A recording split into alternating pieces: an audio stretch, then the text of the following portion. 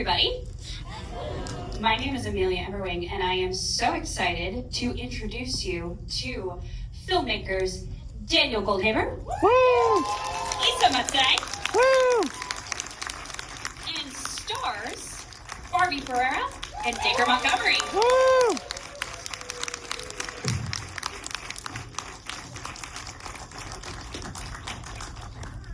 This one doesn't have the flippy leg. Okay. Success. More dangerous or less dangerous? Less, but I still test it like a weirdo every time. Like, am I gonna bite it? No? Okay. Nobody cares about that. You know what they do care about? This movie, which ruled, did it not? Yep.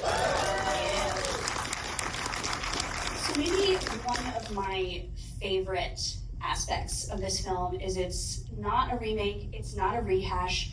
The original Faces of Death is almost like a character here. And so I would love to hear how you guys approached that and its inclusion as filmmakers, but also how you two as stars approached it as kind of like a co-star situation, or how you familiarized yourself with the original. Whoever wants to hop in first. So one of our big inspirations for this movie is a 1968 film called Targets. If people haven't seen it, you should see it. It's one of the best movies in the 60s. It's by Peter Bogdanovich. And we felt a real kinship with this film because it's a movie that Roger Corman, who ran this like low budget filmmaking operation, for drive-ins, and he started the careers of like Martin Scorsese and Francis Ford Coppola and basically all the film brats. And he had this Boris Karloff movie that he made called The Terror, which was not good. And he had a few days left with Boris Karloff on the Terror contract. And he realized that what he could do is he basically went to Peter Bogdanovich, who was an assistant at the time, who went on to become a legendary director, and he said, hey, if you can figure out how to use some of this shitty footage from Terror and these days I have left with Boris Karloff, I'll let you do whatever you want. And the movie is half about like Boris Karloff playing kind of a version of himself who's like an aging, former monster whose career is kind of ending. And the other half is about like a lone, like white man in the suburbs, like sniping people and killing them. And eventually these two characters end up colliding with one another. And it's not just like an amazing thriller, but like it's a movie that also kind of has this like metatextual relationship with like this other weird film. And it uses the whole thing as kind of this like really incredible evocation of like, violence in American media, alienation in the American suburbs, and the way that that leads to violence. And for us, we felt like there was like a weird similarity between this assignment that we were given to like make a movie about Faces of Death. Who cares? Like, just make sure that you can, leverage the IP in some way. And so we were like, okay, well, like, that actually weirdly seems kind of similar to like this Corman assignment that Bogdanovich got. And so we started kind of thinking about ways to like use the movie as a character and also kind of have this kind of like bifurcated structure where you have, predator and prey, and they're two sides of the same coin, and you're watching them kind of circle each other, eventually waiting for kind of like the climactic collision between the two.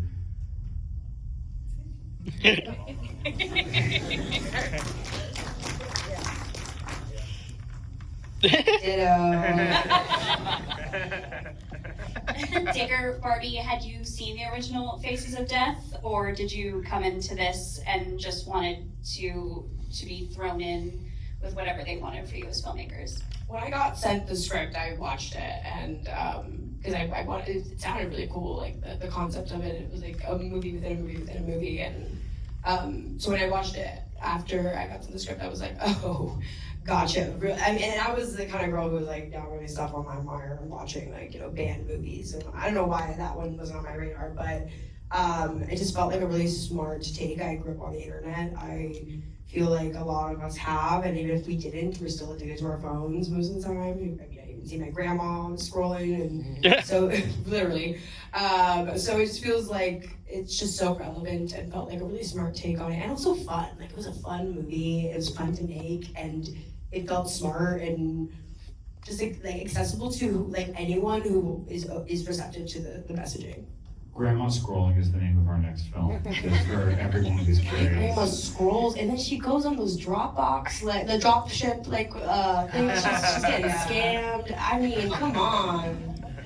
Poor grandma. I agree with Bobby, yeah. I don't know how to follow all that up. It was, Poor grandma. yes. We're grandma scrolling, 2029. Before we dive into the meatier themes here, there are several ticks in this movie, whether it be Margot's agoraphobia, not exactly agoraphobia, but you get the intent there, or Arthur's germophobia. We know the intention or the reason behind Margot's situation, but can you talk a little bit about Arthur's situation? It's just, I don't want to touch that, thanks though. Yeah, I think, well, I mean, that was something, I have really chronic OCD, like, I'm a crazy person. So I really connect deeply to Arthur on that level, not other levels, obviously. But yeah, we talked about that a lot in depth when we first met. Hey, Danny. Like in terms of like what exists in the script. Who are you waving to? You. Wait, what's happening? Hey, Danny. I don't know what's happening. I'm having an out body experience. Basically, yeah, I can't remember though. I guess based on what your question, essentially what was in the script versus what Dacre, Arthur, OCD stuff. Danny, that's more what I was asking. I think she was asking where the blood fear came from. And honestly, the problem is we made this movie, we shot this movie 3 years ago, and we finished this movie 2 years ago, and there's certain things that we just don't remember why we did them. I mean, he was definitely afraid of blood in the script. Oh, 100%. But I think that We don't know Dacre why. brought it to a new level. Yeah, I was also like, so I bought this like Skims cat suit that I wore because I was like, it makes me feel like a mannequin and it's really like compresses on my body. And I think this idea of like the clean mannequin, the perfect mannequin, and everything that you do, especially as a person with OCD or as OCPD, is like, you know, everything is about control, right? And whether that's germs or whether it's mess or whether it's whatever, it's all about control. And I think there's a fastidiousness in that helps with his planning of everything. I remember why we did it now. It's popped into the old brain box, which is basically, I think that one of the ideas that we wanted to communicate with Arthur is that unlike killers who kind of like, you know, have an obsession with the actual act of murder, that's not really Arthur's proclivity. He's not somebody who's interested in the brutality of the act. He's somebody who's interested in the performance of the act. And he knows that the act has to be real to achieve his end goal of kind of attention generation. But I think the idea honestly just came from feeling like one of the best ways to click the audience into the fact that, like, yes, this guy's a psycho, but he's a new kind of psycho. He's not fascinated with murder. He's fascinated with the filmmaking of murder, and actually, like, the blood and guts and everything kind of disgusts him. Because look at the house that he grew up in. He grew up in this like profoundly sterile environment. Everything about his life is synthetic. And so it kind of like, you know, makes sense that, you know, the murders that he's creating, that he's proliferating online will feel like a safe space to him, but the actual like, you know, meat and potatoes of committing the act is something that he finds kind of unrelentingly disgusting. Barbie, you have two juxtaposing moments in the finale of this film. You have Margot's guttural scream, and then you have her just watching the recording go into the ether and know that she has done what she is meant to do. Which one was more cathartic for you as a performer? It's a great question. For me, Danny so kindly reminded me, because again, it was 3 years ago, I had forgot that I did it for a reason. It wasn't scripted, but we did a scene where Arthur screams in my face and it wasn't scripted, and it was like it like scared the fuck out of me. So I really thought that like it would be such a big moment for Margot to do the exact same scream in his face. But then as it dawns on her that she won, it's like the laugh, the mania, and then watching it all kind of settles in. And I just feel like maybe the most cathartic part was screaming. Yeah, that's always fun. And it was, you know, it was just it was very physical, which I never had done before, where it was like an incredibly physical scene that your body is just reacting to the adrenaline, the pain, the exhaustion, and so it was a very cathartic scream for me in many ways.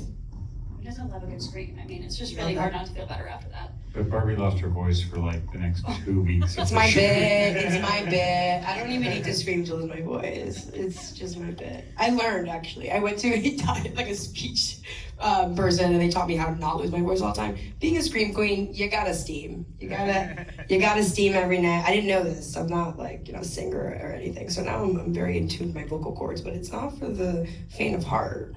It's like it's a marathon, not a sprint. I didn't know that, so. Now you've got it down pat. This film is rooted in the what you're not supposed to show. So I feel like it's inevitable that the question becomes, was there anything that you wanted to put on screen that the studio was like, nope, not that one? No, everything we wanted to put on screen is on screen, including actual deaths. Can you talk about that more? Yeah, certainly. We murdered people. We killed them. No, I think that, part of what we wanted to talk about with the film was the fact that, in the 70s, if you wanted to see death, if you wanted to see snuff, you kind of had to go seek it out. Faces of Death, the original, a lot of it is fake, but some of it is real. And it was something that you really had to go look for. And then kind of growing up over the years, middle school, high school, I think, we had various exposures to images of death, beheadings, suicides, things on Rotten.com, LiveLeak, things that, again, we sought out, but were much more accessible to us.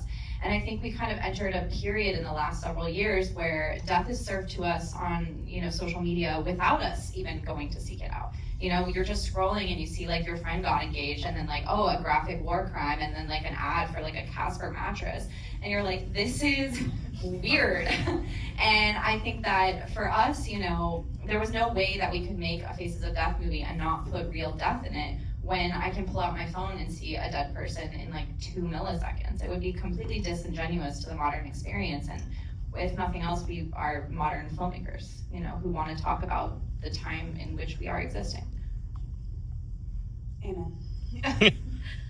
So, Barbie, we got to touch on your moment a little bit, and we touched on Arthur's germophobia, but also in that finale, we have Arthur relenting that. He's not happy about it, but he's dying, so he's got no other option but to roll around in all of this blood and gore. And I want to talk to you about relinquishing that as a performer, especially now that we've talked a little bit about your own personal, I don't actually want to touch that. Yeah, look, funnily enough, contrary to that, I spent 3 weeks trying to convince Danny to let me actually vomit during that scene because I am truly a crazy person. But where we ended up was I figured out that it would produce the right result if I got someone to cover my mouth and then pour a bottle of water down my nose while I was on the ground.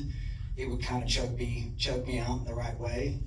So you waterboarded yourself? So I waterboarded myself, but that's the only way I could see the right result for the final scene happening, the cough and the laugh and all that sort of stuff.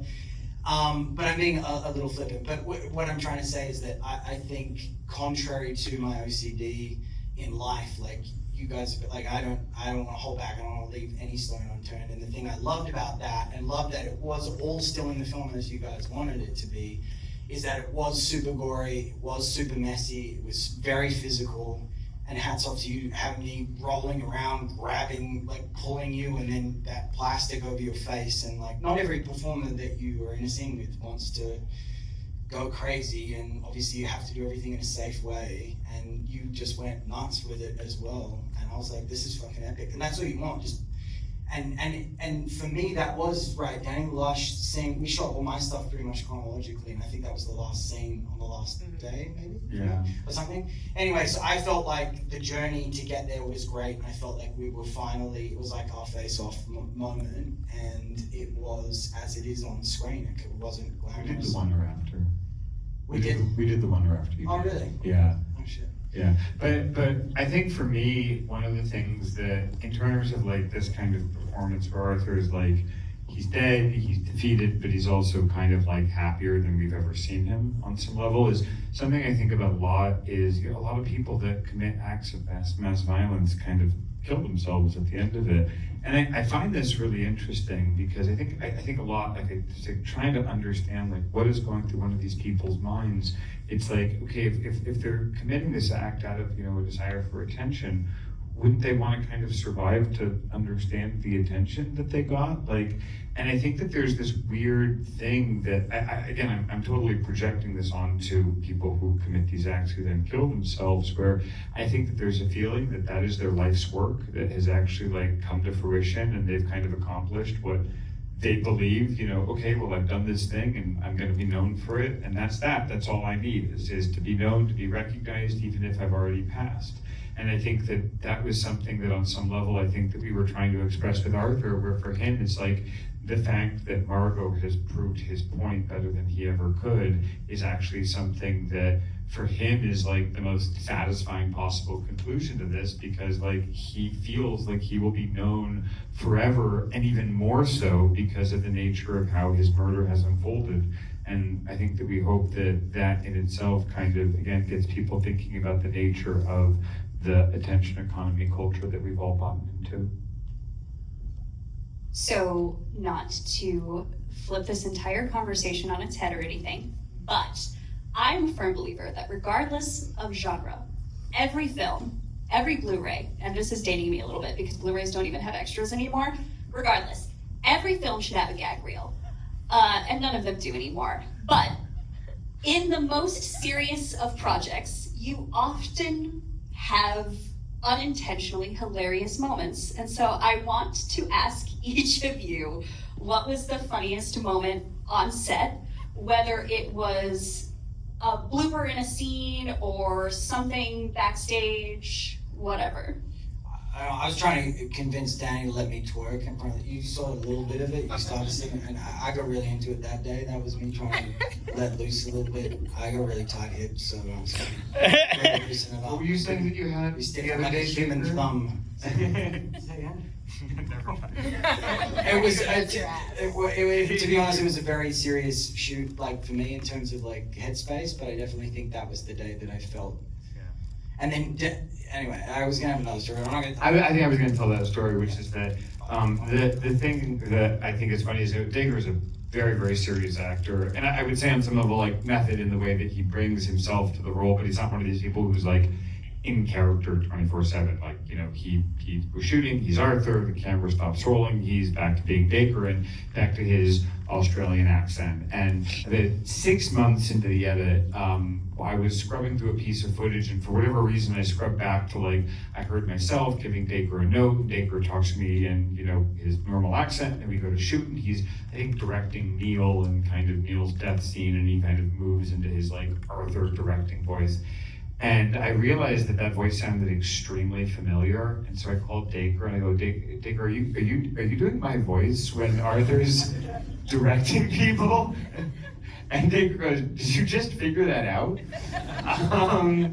And I modeled that version of Yeah. on Danny with the glasses. And I was like, what the fuck? And he was like, you kept talking about how Arthur was a personal character to you. I assumed that's what you wanted. I was like, didn't you write this business based on?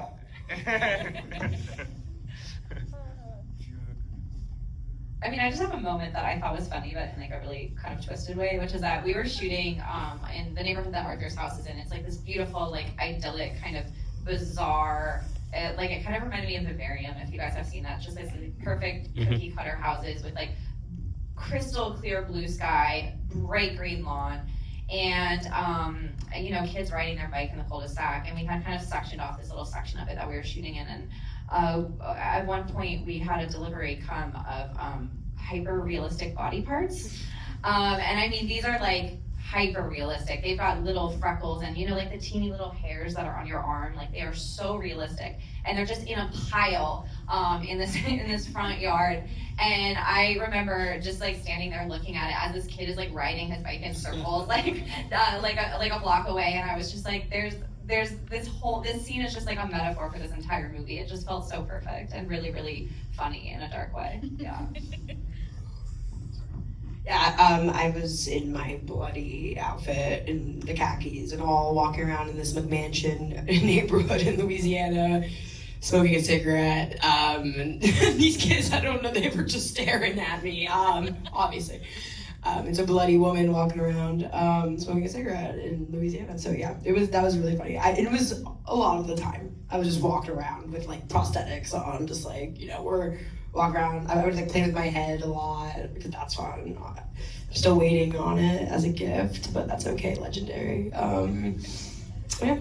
Oh yeah, there was a point we were all eating lunch and then Barbie's head was just watching us. I feel like you should just go take it at this point. It's been 3 years. I've been asking. Go get it. So we've got time for one more here. The film speaks for itself in every way, but I do want to ask, as creators across the board, what is it that you hope people take from Faces of Death? I think I don't think that, I'm trying not to make movies that I hope that people take something from at all, because I think I tried that on my last movie and I don't think it worked, and so I decided to stop trying to do that. I think that, not that I like wanted people to go blow up pipelines, but like, not no. And I think, but I think that like ultimately what movies I think can do a good job of is kind of like showing you something that you haven't seen before and bringing you inside of a world or an experience that otherwise is not yours or is abstract, or that when you are told about it, you're told in a way that's kind of unrealistic or kind of, skewed in some way. And I think with this film, more than anything, I think that we wanted to put people in a position where they just simply looked at the nature of the media that they're creating, they're consuming, and kind of thinking about like, hey, my phone makes me miserable. Like, my phone is something that is like the biggest stressor in my life. My phone feels like it's driving me away from other people. My phone feels like it's like getting me to feel things and think things that like maybe I don't actually want to feel or think, but like it's bombarding me with them 24/7. And at a certain point, I'm just kind of like, just like giving up and kind of admitting, like conceding to it. Again, that's something that I think in the movie you even see Margot do. Like, she gets sucked into this conspiracy and this rabbit hole against her own best interest. And I think it's more about, trying to tell a story that brings people inside of kind of that nightmare in a way that foregrounds the algorithm and the private company and, the idea that Arthur's argument for why he's doing what he's doing is totally rational to Arthur. If we live in an attention economy and the attention economy, and that says that a great way to get attention is to commit an act of mass violence, that means that committing an act of mass violence increases your value as a person. And he's following that very rationally to try to become a valuable person. And I think if you kind of bring people inside that experience, and hopefully they leave being like, well, damn, maybe there's a kind of fundamental shift that we need to have in terms of our values and in terms of kind of how we think about social media. And I don't think that's going to leave anyone with like an answer, but at the very least with them looking at the way that they engage with the world, hopefully a little bit differently. Woo!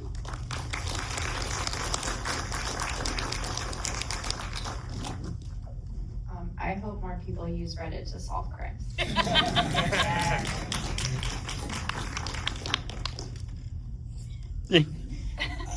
Dacre's really in it for the pantyhose market. He's trying to, that's all SpawnCon. I was just gonna say, saying to someone the other day, horror is probably, other than thrillers, like my favorite genre. And hopefully to answer your question and touch on what Danny said is, I think horror to me is a Trojan horse. Like, it gets people like in cinemas in a period of time when the business has changed and not a lot of people come to the cinema anymore, and kind of masks the issues that are really difficult to have conversations and watch movies, scripted or non-scripted, about, and presents them in a way that gets bums on seats, and then hopefully has people leaving having really learned something, even if that's not something, Danny, that you necessarily like want, like you're saying. I do think it is expressed here, and I think that's what the genre is really good at doing. Like, bring her back. Woo! I love that film. Maybe 90% of the audience wouldn't want to go watch a movie just about the foster care system that's really tough and hard to watch, and then you make a big horror movie like Bring Her Back that's actually having a really, really difficult, complex conversation about the foster care system, and you sell tickets, and then you have people leaving and going, oh shit, did I just learn something about grief and loss and the foster care system? And then therein lies the Trojan horse of horror. And that's why I fucking love horror movies. Yeah.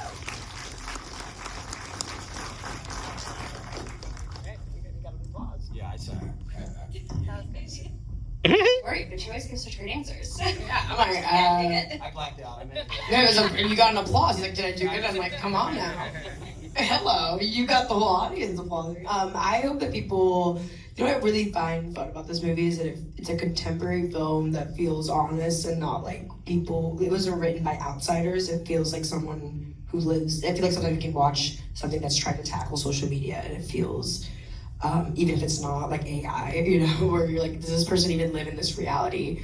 And this film just feels honest and fun, and it doesn't dumb anything down. The trauma that we are having with the digital age is with everyone. It's not just kids, it's not just a certain kind of person. It's something that's slowly creeping into our lives, and at a point where right now it's insane. You can go on X or Instagram, Reddit, see the atrocities of the world every second of the day, even if you don't want to. It just kind of pops up on your phone.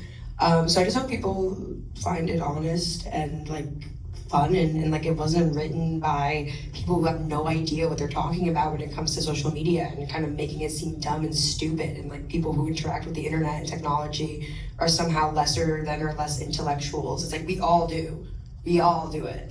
And yeah, that's what I like. Also a great answer. Guys, thank you so much for your time.